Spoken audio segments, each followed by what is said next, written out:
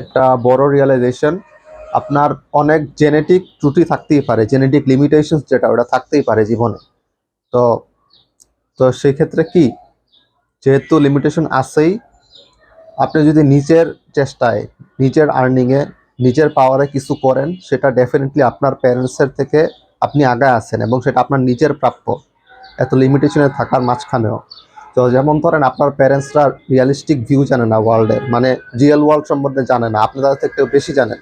সেটা কমপ্লিটলি আপনার অ্যাচিভমেন্ট, এত কিছু লিমিটেশন থাকার পরেও আপনার অ্যাচিভমেন্ট। তো ডেফিনেটলি আপনি আপনার এই দিক দিয়ে চিন্তা করবেন যে আপনি উইন করতেছেন, তারা লুজ করছে কিন্তু আপনি উইন করতেছেন।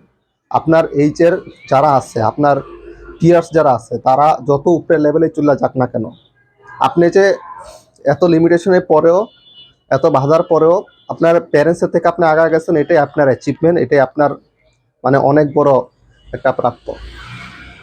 তো লিমিটেশন যাই হোক, এই জিনিসটা মাথা রাখবেন যে আপনি তাদের থেকে, যাদের থেকে লিমিটেশন পাইছেন, আপনি তাদের থেকে আগে গেছেন, এটা অনেক বড় অ্যাচিভমেন্ট।